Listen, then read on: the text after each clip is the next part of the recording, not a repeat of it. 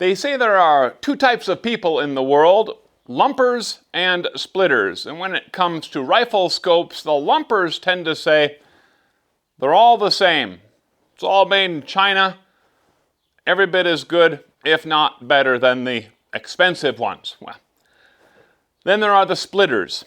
And those folks, of course, like to categorize and subcategorize things to help understand those things oftentimes, or just to manage those things. In the world of rifle scopes today, we're going to be splitters. Now, there are various types of optics for your rifle. Let's start right there. And we're going to make our initial split and focus on magnified tube type optics that we lovingly refer to as rifle scopes. Next, we're going to partition another subgroup of our rifle scopes and focus only on those designed for long-range precision shooting. However, a lot of the things that I am going to talk about today apply equally to LPVOs, low power variable optics, as it does to the high power precision optics. So stick around. Let's start here. Why do we use a scope in the first place? Well, to answer my own question, we use a scope to aid our ability to clearly see the target, normally a distant target in this case, and thereby increase our accuracy when we're shooting. For long-range shooting, we need an optic that will allow us to quickly and reliably get hits on that target beyond what's called point-blank range. Now, point-blank range, I think, is oftentimes misunderstood because you hear about this in the crime movies and the stories about criminal activity. This person was shot at point-blank range. Well, what that really means is point-blank range is that distance out to which no change in the holdover of a rifle is needed to hit the target. For instance, if your deer rifle, big game rifle, is zeroed for 100 yards, then your point-blank range might be 150, maybe as far as 200 yards, dependent upon the type of big game you are using it for, and of course, the ballistic coefficient of that particular bullet that you're using. Beyond that distance, some sort of holdover adjustment is necessary if I'm going to reliably hit that target. Now, as a shooter, I could just eyeball it. Oops, I shot a little bit low. Let me pick it up a little bit. Let's go to the top of that back or something like this. And I can still achieve a reliable hit. But as the range extends further and further and the target becomes smaller and smaller, there's no way that I can continue to reliably eyeball it and get good hits on target. For this level of reliability, I need a good scope. Now, I can, and normally I do, make all of my adjustments, or as much as possible, I make my adjustments by turning the elevation and windage turrets on my rifle scope. But when quick acquisition of that target is absolutely critical, that time spent turning the reticles, turning the turrets to adjust those reticles, you just may not have time to do that. In those cases, you need to use the reticles themselves to determine or to affect that holdover in both elevation and windage. So, let's go ahead and take a look at a variety of long-range scopes, and specifically the reticles used by those scopes, to help us quickly and reliably get those hits on target at long range. Now, I have not personally used every one of these reticles. Schmidt and Bender, for instance, has over 49 or about 49 different variations of first focal plane scope reticles available. I don't know if they're all still available, but all their different lines of scopes, you add that up and you've got an overwhelming, mind-boggling number of different scope reticle variations. Most manufacturers don't have quite that many, but most, almost all of them, have more than one. They'll have several different reticles for you to choose from. I'm also going to give you my opinion or my experience in using the reticles and variations of these different reticles that I have used over the years, and I've been shooting long-range precision rifle for about 2 decades, maybe even a little bit longer than that now. Now as we get started, let's just do a little bit more splitting. I've already alluded to this, and that is a split between first focal plane scopes and second focal plane scopes. As far as I'm concerned, long-range precision shooting, you've got to have first focal plane scopes. Now I do have some second focal plane scopes on some of my hunting rifles, and they work perfectly fine shooting out to that point-blank range. Not a problem whatsoever. However, when we go beyond that, we extend that range, that's where the first focal plane scopes really shine, where they really do well, and that's why I consider them necessary or mandatory for this type of shooting. Now, the most basic scope reticle is what we call the duplex reticle, the classic crosshair. And all scopes really build upon this basic foundation.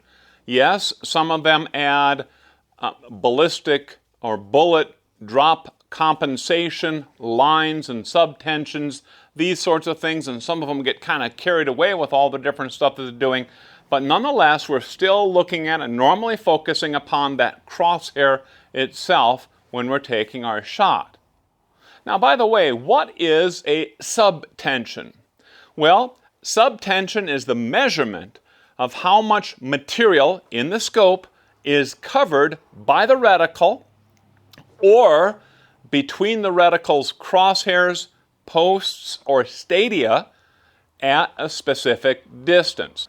Now that unit of measure is normally mils, milliradians, or MOA, minute of angle. And some folks get thrown off by that. We're used to feet, inches. Some of us are also accustomed to millimeters, centimeters, and meters, these sorts of things. But when we get into mils, milliradians, and MOA, it kind of throws us. Don't let it throw you. When you're just getting started, think of it as a click. Don't worry about, and eventually you will need to worry about it and know much more about it. But it's how many clicks we need to adjust that rifle's scope to put that bullet on target properly. Both milliradian and MOA are angular measurement units, so one MOA at 100 yards, one MOA at 1,000 yards, very equal, absolutely equal across the board in that angular measurement. There's lots of videos out there. In fact, I think we even covered one on mils and MOA a while ago. I'm not going to spend any more time on that right now. Now, whether the scope that you choose is mil-based or MOA-based doesn't really matter, doesn't matter to me. I have scopes at, some are MOA, some are mil. I can shoot either one just fine. It just takes a little bit of reprogramming of your brain as you're making those corrections and adjustments, especially when you're first zeroing it.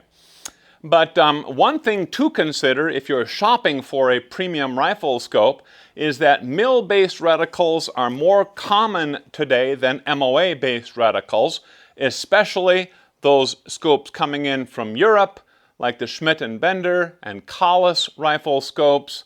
And they're also more common if the scope is designed for military type of applications. And by the way, mil has nothing to do with military, it's milliradian. More to do with millimeters than military. Now let's take a look at some examples. We're going to work at this starting with the most simple, most basic type of scopes and work our way up to the more complex, or rather I should say complicated scope reticles.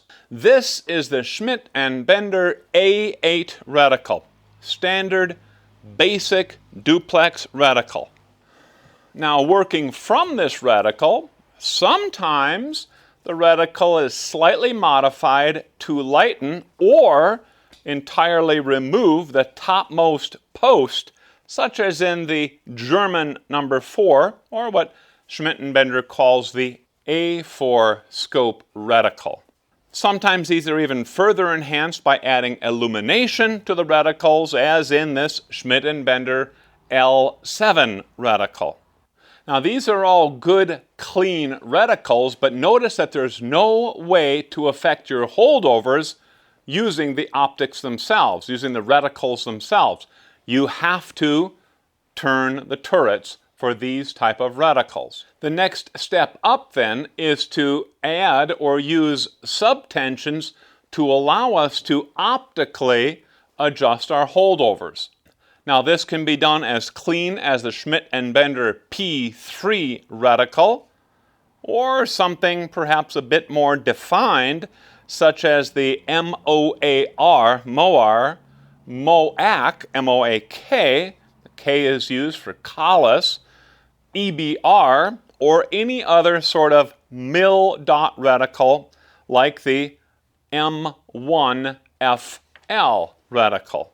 Next, we have some of these reticles that build in the capability to estimate range out to the target. Don't have to use a laser rangefinder, although I would say that is far more preferred method to range out to that target. But these reticles were designed to allow that capability. Now, the problem with these reticles, if you've ever tried to do this, it's not quite so easy. A couple of problems with that. Number one, it's really difficult to hold the base, let's say the baseline of some of these ranging reticles right at the foot of that target or right at the base of that target, and it better not be moving. And then to determine, well, which one of the next series of lines does it best match up with? Also understand that the subtensions, the distances, are for specific target sizes, oftentimes 100 centimeters, 1 meter. Now, if that actual target downrange is different than 1 meter in size, then it's not going to work. And if your estimate of how tall that target is downrange is wrong, well, then your range estimation is going to be wildly wrong, and your subsequent elevation adjustments completely off. You won't hit that target. Now, these reticles are getting a little bit busy, but notice that the manufacturers always put the busy part of the reticles in the bottom half. That is because you can look at your landscape, whatever you're looking at with that scope, very cleanly through the top half of that target, and then when the time comes to actually fire, to actually shoot, that's when the bottom half of that reticle really comes into play. At the more extreme end of these reticles, we get into the far more complicated Horus, Tremor, Grid or GR2 ID, and TR2 ID reticles. Now, there are various Horus reticles with four slightly different applications, really dependent upon the maximum range you will be shooting. There is the H Horus 37, Horus 58, Horus 59, I might be missing some there, and there is also the Tremor, which also has different versions. Now, these are very interesting reticles because these reticles were not developed as kind of open source ideas. They weren't developed by Schmidt and Bender. They weren't developed by Nightforce, even though Horus vision is now, as I understand it, part of the Lightforce group, which also owns Nightforce. But anyway, when those were first developed by Horus Vision, let's say, they're a proprietary reticle. A company like Schmidt and Bender and Nightforce and Collis and yes, even Vortex can use those Horus reticles, Tremor reticles, but they are licensed to that manufacturer. And as I alluded to, Schmidt and Bender has similar, now they also offer Horus and Tremor reticles, but Schmidt and Bender has similar reticles like the Grid and the TRID, GR2ID, TR2ID. The newest being that TR2ID. I think that's really a very interesting reticle. I'd like to learn more about it. I'd like to actually see it someday, maybe even be able to use it someday, but I don't know if that's really going to happen. That reticle, for instance, is really put into very high-powered optics and designed for extreme range target shooting. So maybe really not my bag after all. Now these are some very capable reticles, but understand this. If you choose to purchase a scope with one of these reticles, Horus, Tremor, whatever, you're going to have to spend some significant time getting well acquainted with that reticle and becoming proficient with that reticle. As I alluded to, this is some of the reticles that I do not own. I haven't even had a chance to actually look at one of these in a sporting goods store or something like that. I have used them in simulators. I've looked at those and studied those online and read a lot of literature about those, but I do not have that personal experience with any of these specific reticles. But what I will say is, while I had the opportunity to purchase those reticles and some of the scopes that I have purchased, I opted not to. I don't like how busy they are. And number one, the type of shooting that I do, I have plenty of time to turn the reticles, both for elevation and windage, and then using the subtensions in the scope that I use, I can easily make those fine-tuning adjustments based on a little bit of an incorrect wind call or the wind at my position, which is so common. The wind at my position is at, let's say, 7 miles per hour, but 900, 1,000 yards downrange. It's different, right? Or it's variable during the flight time of that bullet, etc., etc. So I can make those fine-tuning adjustments using the reticles in the scope. Now what I've seen in using the simulators on these Horus Tremor type of scopes is this, and let me walk you through a scenario. Let's say we need a 4.1 mil holdover in elevation and a 2.3 left windage adjustment. It's also going to be really important for you as a shooter to have that diopter adjustment and your parallax adjustment set so perfectly. That's why you need a good premium scope. Also, another one of these reasons, because you've got to be able to discern those graduations, and sometimes you're going to have to see those numbers. That's a 2, that's a 4, whatever, because you've got to be able to quickly readjust those reticles to get on target. Don't lose count as you're going, right? Oh, that's the 3. Hold on, that. Oh boy, and is this 0.2, 0.4, oh boy. You take the shot. Now you got to return. Let's say you're shooting steel target. Now I'm gonna hit it again. Well, make sure you go back to the same place. I've actually seen people who take that first shot, they get a good hit, they want to do that second shot, they want to do it as quickly as possible, and then they go right back to the bullseye, the target, they go right back to the reticle, the main reticle, and then they're off by who knows how much. I mean, they're hitting the dirt 100 yards short or whatever it happens to be. So you really got to pay attention to that. You've got to have a lot more practice with the Horus and Tremor and those types of reticles. Personally, and for what it's worth, again, I like to make the majority of my adjustments with the turrets. And then I will go to the reticles. I can see, oh, I pushed just a little bit to the right. Wind is a little bit different. I'll come back another, tenth of a mil or whatever it happens to be. A little bit of Kentucky windage, I guess, going on there. Make that slight adjustment with the reticles. Squeeze off that next shot. Then I'm on target. And then I know from that point on, all I got to do is move that, go right back to my main crosshair. And then 1/10 of a mil or one graduation over to the left, let's say. Now this is good. This works perfectly well if you've got a lot of time to shoot. However, if you have multiple targets at multiple distances, multiple ranges, relying upon the turrets to turn really quick, try to go quickly, that doesn't work too well either. In this case, you're going to need to, in that sort of application, you're going to need to rely upon the reticles far more than the turrets.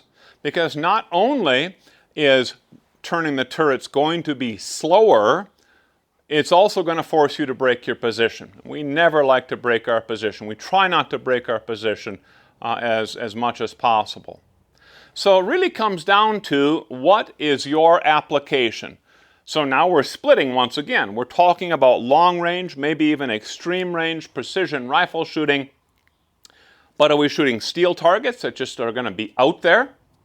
Or are we going to be shooting those multiple targets at different ranges and trying to move as quickly as possible in let's say, a competition scenario, or maybe for the military, real tactical situations? In those situations, that application, you're going to have to learn to use something like the Horus or Tremor reticles. And I'll say this as I'm wrapping this all up. That is, you cannot let technology, throw technology at that problem and say, there we go, it's done. I've got a Horus reticle. I can hit anything, anywhere, anytime. Well, you're not going to be able to do it if you don't practice. You've got to practice, especially with those much more complicated reticles. In other words, technology by itself is not going to make you a great shooter. Now, if you've got some questions, feel free to post those in the comments section below. You may also have some ideas, some observations, some experiences with long-range precision rifle optics and reticles. We'd all like to hear that. Pop that into the comments section below as well. And once again, and as always, thanks a bunch for watching. Take care.